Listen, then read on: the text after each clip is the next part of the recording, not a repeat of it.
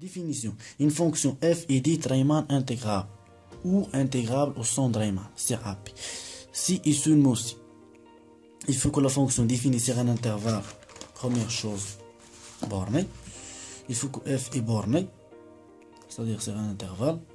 C'est-à-dire que f est borné sur un intervalle. Et deuxième chose, il faut montrer que la somme, mais c'est pas la somme, ça c'est quoi?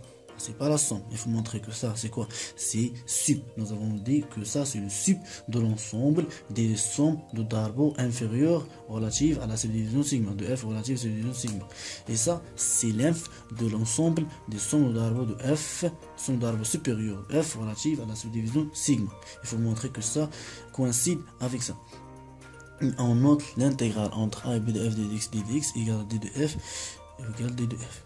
Qu'on appelle intégrale de f sur AP au son de Riemann. Faites attention avec moi, au son de Riemann. L'ensemble de toutes les fonctions intégrales ou intégrables au son de Riemann est noté RAP. Donc, si on trouve une fonction intégrable au son de Riemann, donc cette fonction appartient à l'ensemble des fonctions intégrables au son de Riemann sur AP. Une remarque. En général, l'utilisation de cette définition, c'est-à-dire il faut que cette sup égale cette f et f borné, on n'utilise pas pratiquement. En général, l'utilisation de cette définition n'est pas pratique et on recourt à des critères d'intégrabilité. C'est-à-dire il faut avoir des critères d'intégrabilité pour montrer est-ce que f est intégrable au son de Riemann ou non. Critères d'intégrabilité au son de Riemann. C'est ça C'est des critères d'intégrabilité au son de Riemann. On va faire les critères d'intégrabilité au son de Riemann. C'est-à-dire, au lieu d'utiliser la première critère que nous avons vu aux premières définitions, maintenant on va utiliser des autres propositions qui permettent de dire est-ce que f est intégrable au son de Riemann ou non. La première proposition, la première critère d'intégrabilité au son de Riemann. Soit f est une fonction définie sur l'intervalle AB dont R borné. Intervalle fermé borné, donc c'est compact. F appartient à l'ensemble des fonctions intégrables sur l'intervalle AB, si et seulement si.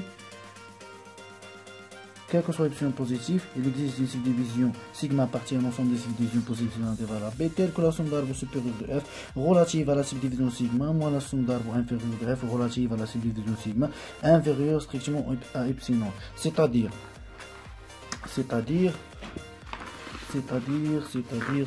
quoi?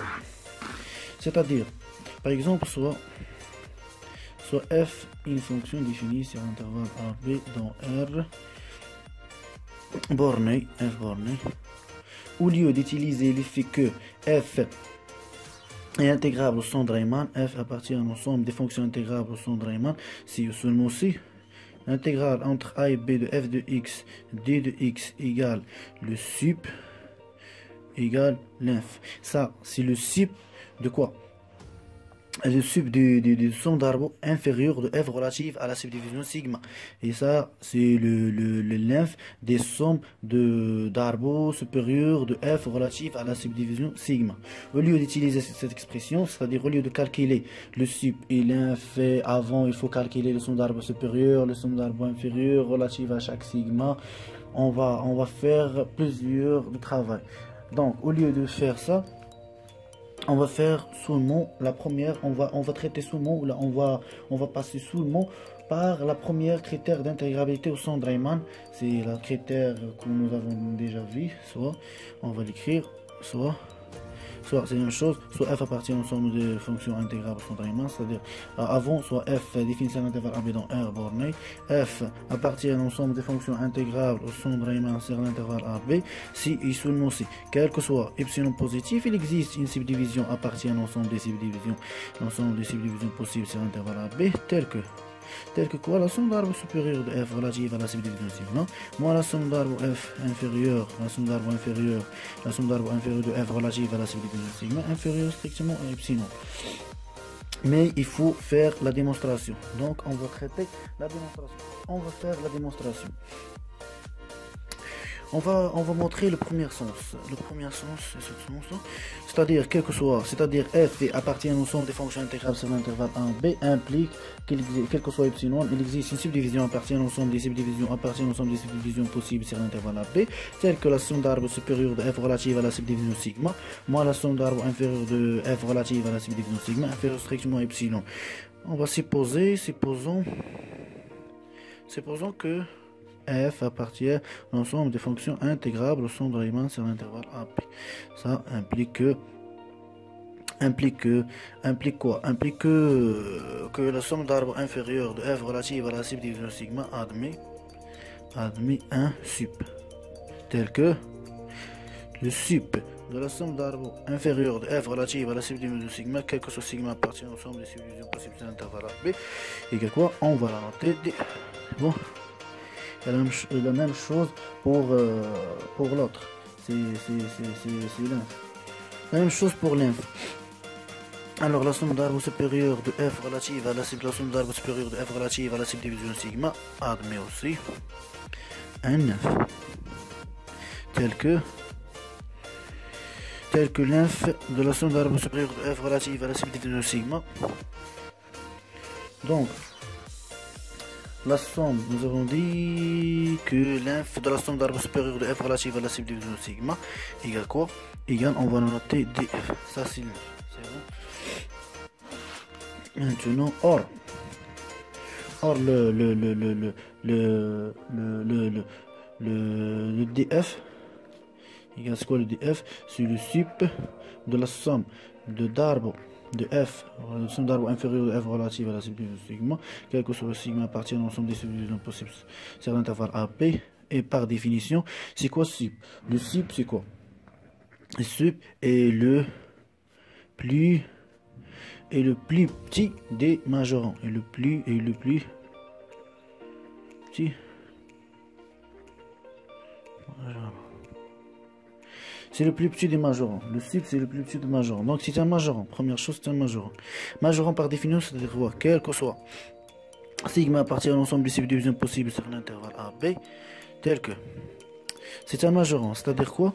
C'est-à-dire que le sup, c'est-à-dire la somme d'arbres supérieure de f relative à la subdivision sigma inférieure à le sup. Le sup, nous avons la somme d'arbres supérieure, la somme d'arbres inférieure de f inférieure à ce, donc inférieure ou égale la somme d'arbres inférieure de f relative à la subdivision sigma inférieure ou égale à df, parce que c'est le sup.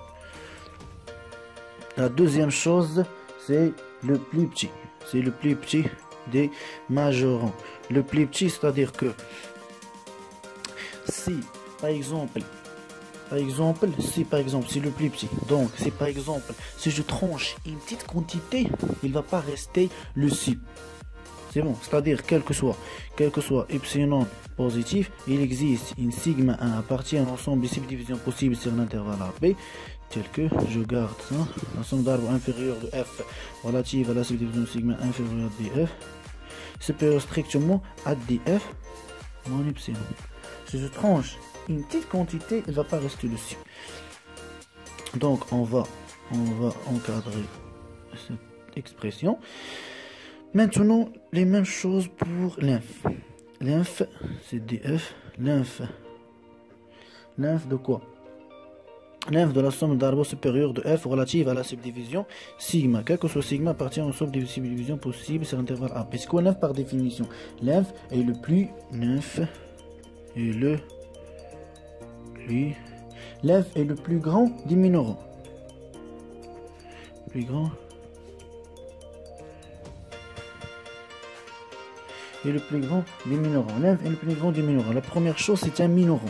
C'est un minorant, ça veut dire quoi? Quel que soit sigma appartient à l'ensemble des subdivisions possibles sur l'intervalle AB, c'est un minorant, c'est-à-dire que la somme d'arbres supérieure de f relative à la subdivision sigma, c'est un minorant supérieur ou égal à df. C'est bon. La deuxième chose, c'est le plus petit. Deuxième chose, c'est le plus grand diminuant. Le plus grand. C'est-à-dire, quel que soit epsilon prime positif. Il existe une subdivision sigma 2 à partir d'un ensemble des subdivisions possibles sur l'intervalle AP, tel que, je vais garder cette expression, df inférieur, la somme d'arbre supérieure de f relative à la subdivision sigma.